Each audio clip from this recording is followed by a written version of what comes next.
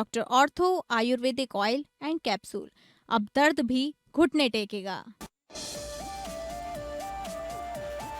स्वतंत्रता दिवस से पहले देशभक्ति से सराबोर रायपुर। आजादी की धुन कार्यक्रम में शामिल हुए सीएम साय। कार्यक्रम में 100 युवा कलाकारों ने दी एक साथ लाइव बैंड प्रस्तुति। सीएम ने स्वतंत्रता सेनानियों के त्याग और बलिदान को किया याद। झारखंड में छात्र आंदोलन का आज 20वां दिन। मंत्री शिल्पी नेहा तिर्की ने अस्पताल में भर्ती अनशनकारियों से की मुलाकात। छात्रों की बिगड़ती तबीयत को लेकर जताई चिंता। छात्रों से अनशन तोड़ने का किया अनुरोध। वहीं सीएम हेमंत सोरेन को दी स्थिति की जानकारी। वहीं बीजेपी पर छात्र आंदोलन को हाईजैक करने का लगाया आरोप। महाराष्ट्र के अमरावती में स्कूल में बूटबाट की अफवाह। जो आपको बता दें, डोमा आदिवासी हॉस्टल को 300 से अधिक छात्रों ने छोड़ा। बूथ बाधा की अफवाह के बाद स्वास्थ्य विभाग की टीम ने शुरू की छात्रों की काउंसलिंग।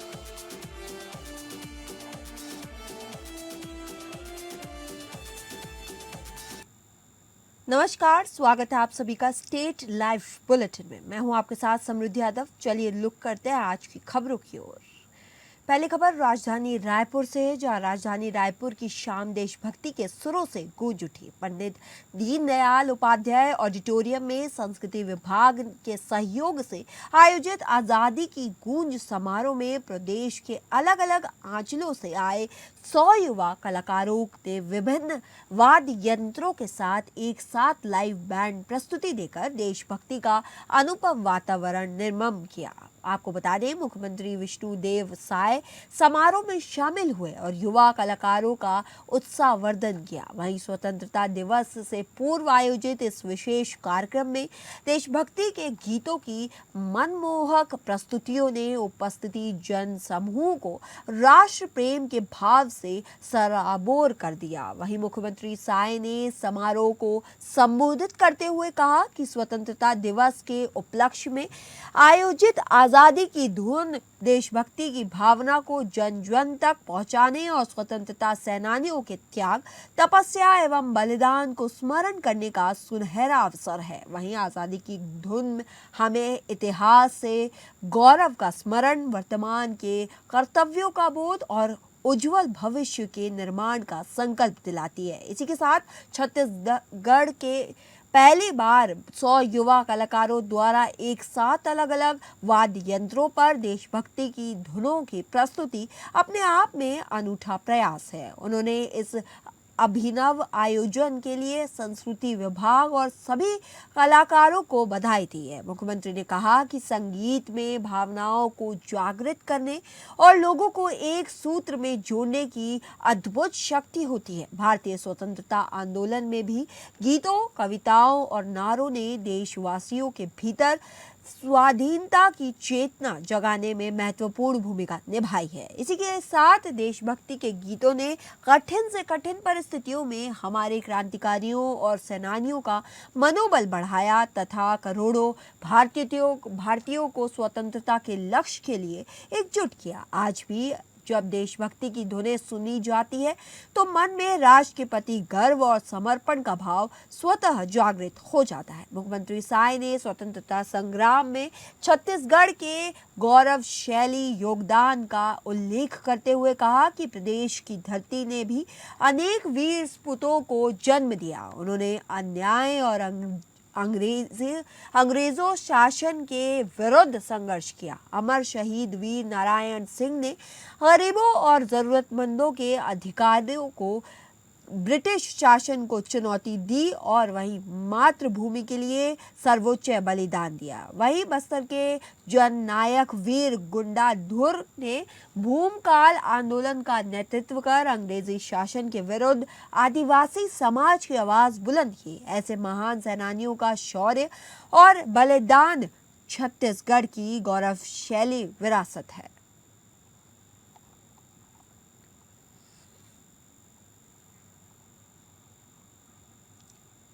मुख्यमंत्री निवास में सरकार हुई छत्तीसगढ़ के लोक संस्कृति, कृषि परंपरा और ग्रामीण जीवन की जीवंत झांकी। सीए साय ने कृषि औजारों और गौरवांश की पूजा की। वहीं प्रदेश की सुख समृद्धि, अच्छी वर्षा और भरपूर फसल की कामना की। पारंपरिक वेशभूषा में पीक ऑटो से कार्यक्रम स्थल पहुंचे। वहीं सीएम पौधारोपण से दिया प्रकृति संरक्षण का संदेश। आपको बता दें, छत्तीसगढ़ की मिट्टी की सौंधी महक, खेत खिलानियों और परंपराएं, लोकगीतों की स्वर लहरियां, मंदिर की थाप, गेड़ी का उल्लास और पारंपरिक व्यंजनों की खुशबू। प्रदेश के प्रथम लोक पर्व हरेली त्योहार पर नवा रायपुर स्थित मुख्यमंत्री निवास छत्तीसगढ़ की समृद्धि, लोक संस्कृति और ग्रामीण जीवन की जीवंत झांकी में बदल गया है। मुख्यमंत्री विष्णुदेव साय ने विधि विधान से भगवान शिव,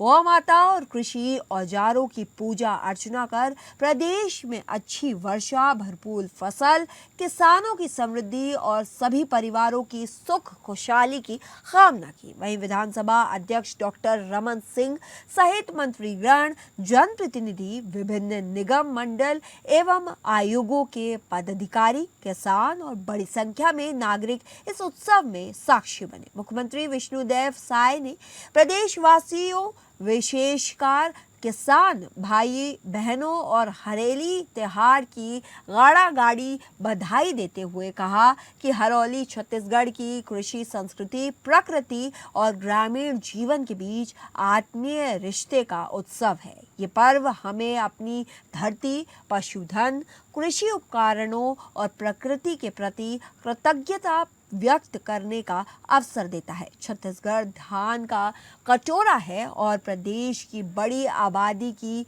आजीविका खेती किसानी से जुड़ी है। किसान की समृद्धि ही गांव और प्रदेश की खुशहाली का मजबूत आधार है। हरेली के उत्सव में मुख्यमंत्री साय पूरी तरीके से छत्तीसगढ़ रंग में रंगे नजर आए। पारंपरिक वेशभूषा धारण कर वो विधानसभा अध्यक्ष डॉक्टर रमन सिंह के साथ महिला ऑटो चालक संगीता यादव के पिंक ऑटो में मुख्यमंत्री निवास परिसर से कार्यक्रम स्थल पहुंचे। इस अनूठे अंदाज ने कार्यक्रम में उपस्थिति लोगों का ध्यान और वहीं आकर्षित करते हुए उत्सव के माहौल में आत्मीयता का रंग घोल दिया।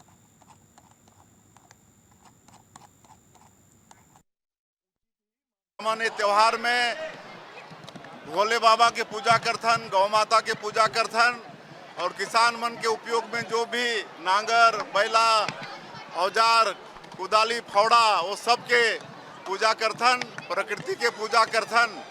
और इस साल हमार किसान मन बर अच्छा से हो, वर्षा पानी बढ़िया हो, खेती बाड़ी अच्छा हो, पूरे छत्तीसगढ़ में खुशहाली हो, सबके घर में सुख समृद्धि होकर कामना करथन।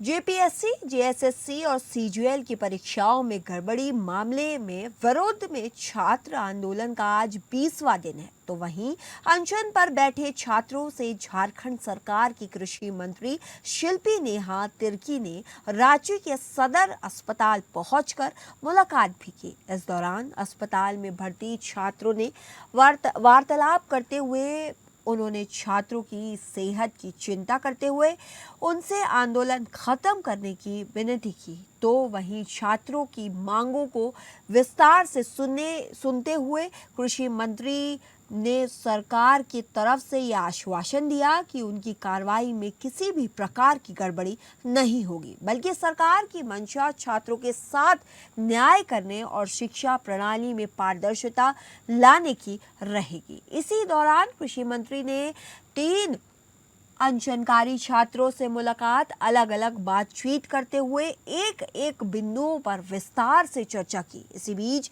सीबीआई जांच की मांग कर रहे छात्रों को शिल्पी नेहा तिर्की को समझाते हुए मध्य प्रदेश में सीबीआई की कार्रवाई की नाकामी का जिक्र भी किया। साथ ही उन्होंने छात्रों से राजनीतिक मंसूबों से बचने की अपील भी की। इसी बीच इसके साथ साथ मीडिया से बातचीत में कृषि मंत्री ने छात्रों के डेलीगेशन में इनके शामिल नहीं होने पर सवाल उठाते हुए बताया कि वो खुद मुख्यमंत्री के समक्ष इनकी स्थिति से जुड़ी पूरी जानकारी देंगी।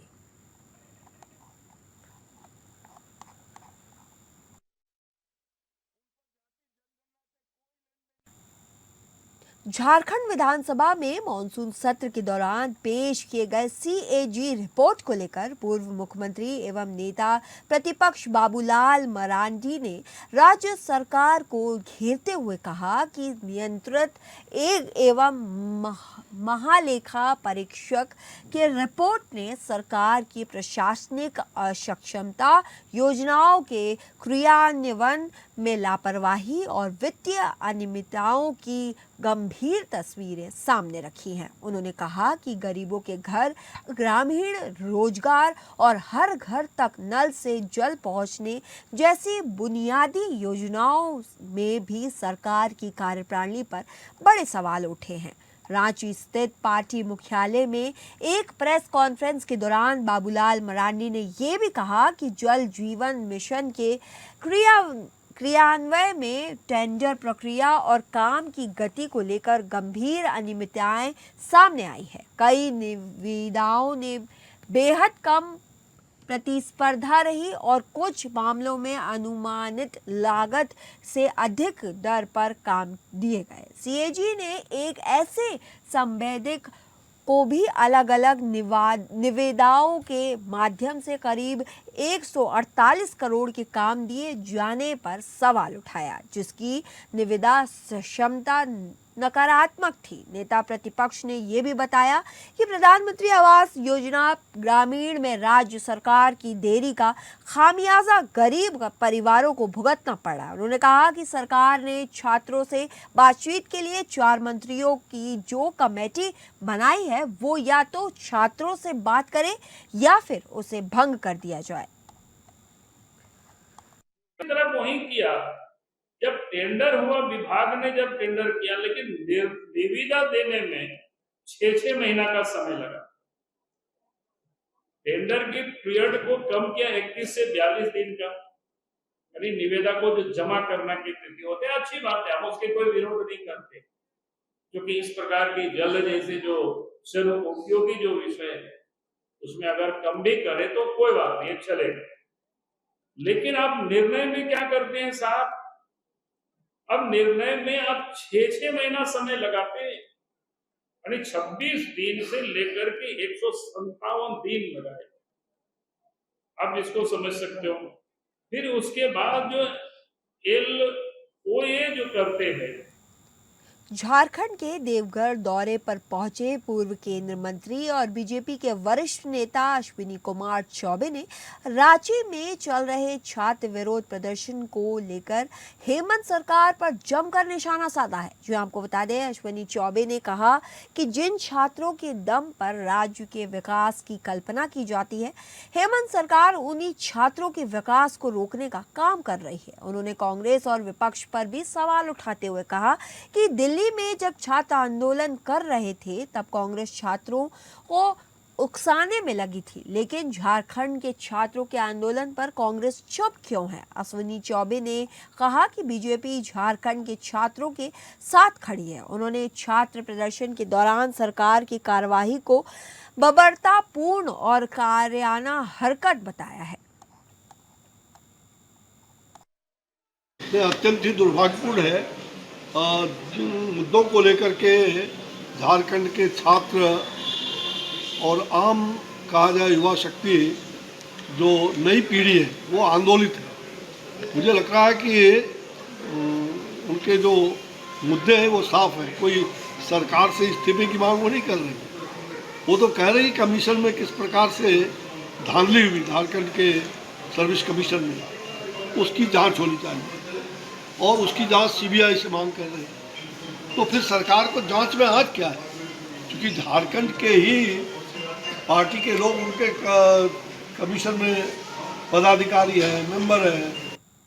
स्वतंत्रता दिवस 2026 के अवसर पर रांची के मोराबादी मैदान में आयोजित होने वाले राजकीय समारोह में मुख्यमंत्री हेमंत सोरेन द्वारा ध्वजारोपण किया जाएगा। जी आपको बता दें, इसी राजकीय समारोह को लेकर आज फुल ड्रेस रिहर्सल संपन्न हुआ। इस अवसर पर डीसी मंजुनाथ बजंत्री और एसएसपी राकेश रंजन की अगुवाई में सभी औपचारिक गतिविधियों का सटीक अनुकरण किया गया। वहीं रिहर्सल के दौरान भारत सरकार के राष्ट्रगीत तथा राष्ट्रगान से संबोधित निर्देश का अनुपालन किया गया। मौके पर दोनों अधिकारियों ने परेड की सलामी ली। साथ ही वरीय अधिकारियों को सभी पार्टियों को परेड में संबंधित आवश्यक दिशा निर्देश दिए गए।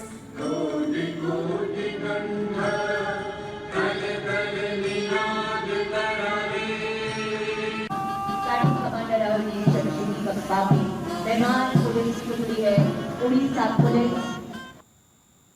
धनबाद में स्वतंत्रता दिवस समारोह की तैयारियां अंतिम चरण में पहुंच गई है। जी आपको बता दें, 15 अगस्त को शहीद रणधीर वर्मा स्टेडियम में स्वतंत्रता दिवस का मुख्य समारोह आयोजित होगा। 9 अगस्त से चल रहे परेड के पूर्वाभ्यास के अंतिम दिन यानी गुरुवार को उपायुक्त आदित्य रंजन और वरीय पुलिस अधीक्षक प्रभात कुमार ने स्टेडियम पहुंचकर परेड के पूर्वाभ्यास और समारोह की तैयारियों का निरीक्षण किया। वहीं निरीक्षण के दौरान अधिकारियों ने परेड का जायजा लिया और जहां भी त्रुटियां मिली उन्हें दूर करने के लिए आवश्यक दिशा निर्देश दिए गए। उपायुक्त ने स्टेडियम में साफ सफाई व्यवस्था दुरुस्त रखने के साथ अग्निमिशन वाहन, एम्बुलेंस और चिकित्सकों की टीम की व्यवस्था सुनिश्चित करने के निर्देश दिए।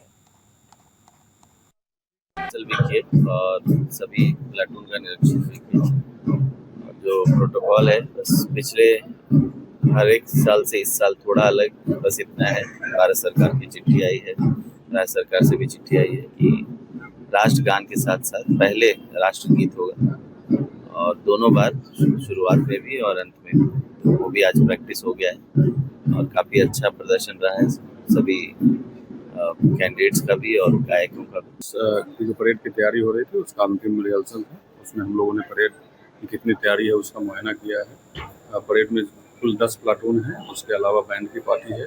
सब लोग की तैयारी काफ़ी अच्छी है। और रुक करते अगली कुछ खबरों की ओर। अगली खबर अमरावती से है, जहां अमरावती स्वतंत्रता दिवस के अवसर पर पूरे महाराष्ट्र में भारतीय जनता पार्टी की ओर से तिरंगा रैली का आयोजन किया जा रहा है। आपको बता दें, इसी क्रम में अमरावती शहर में भी भाजपा की ओर से भव्य तिरंगा रैली का आयोजन किया गया। राजपथ चौक से इस रैली की उत्साहपूर्ण शुरुआत हुई। हाथों में तिरंगा लेकर भारत माता के जय घोष के साथ भाजपा के पदाधिकारी, कार्यकर्ता और नागरिक बड़ी संख्या में रैली में शामिल हुए।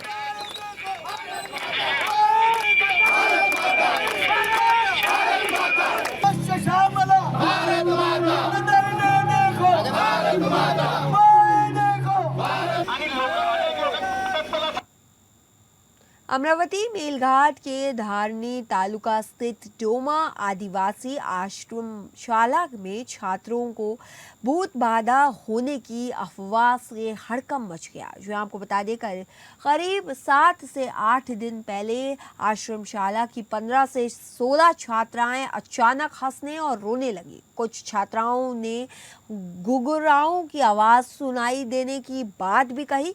यही जानकारी छात्रावास अधीक्षक के साझा में आने के बाद उन्होंने मुख्य अध्यापक को इसकी सूचना दी। हालांकि अगले ही दिन ये बात गांव में फैल गई और छात्राओं को भूत बाधा होने की अफवाह जोर पकड़ने लगी। इससे भयभीत होकर 300 से अधिक छात्राएं छात्रावास छोड़कर अपने अपने गांव चली गई। इनमें 1/3 गांव की छात्राओं की संख्या सबसे अधिक बताई जा रही है। इस बीच स्वास्थ्य विभाग की टीम आश्रम शाला पहुंची। वहीं चिकित्सा अधिकारियों ने यह मामला भूत बाधा का नहीं बल्कि हिस्टोरिया से संबोधित मानसिक अवस्था का खूब बताया है। छात्राओं और उनके अभिभावकों की काउंसलिंग की जा रही है। वहीं अंधश्रद्धा निर्मूलन समिति की नंदिनी जाधव और डॉक्टर देशमुख ने भी छात्राओं का सुमेप दर्शन किया है।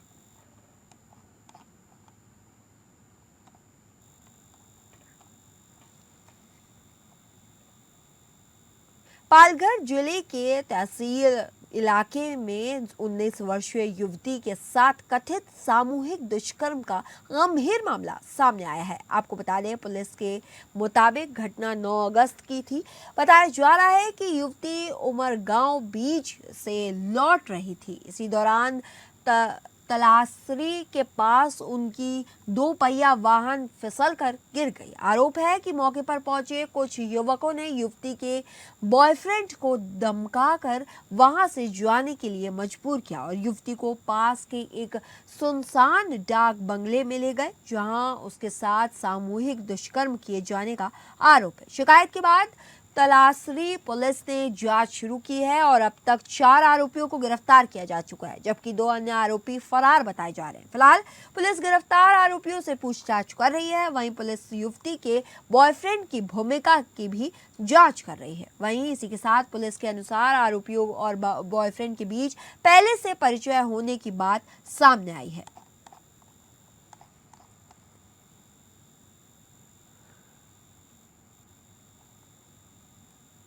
पालघर तालुका के चाहड़े गांव में गोमसान परिवहन मामले में फरार चल रहे आरोपी का शव सूर्य नदी से बरामद हुआ है। जो आपको बता दें, मासवर्ण गांव की सीमा में सूर्य नदी पुल के पास शव मिलने के बाद इलाके में हड़कंप मच गया। बताया जा रहा है कि गौ मांस परिवहन के खिलाफ हुई कार्रवाई के दौरान कुछ आरोपी मौके से फरार हो गए थे। इनमें आरोपी भी शामिल था। बाद में उसका शव नदी में मिला।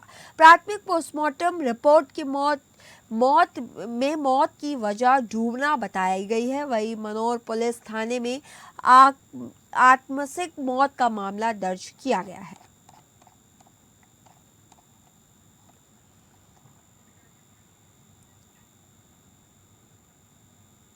फिलहाल इस बुलेटिन के लिए इतने ही। ऐसी और खबरें और अपडेट्स के लिए बने रहिए हमारे साथ।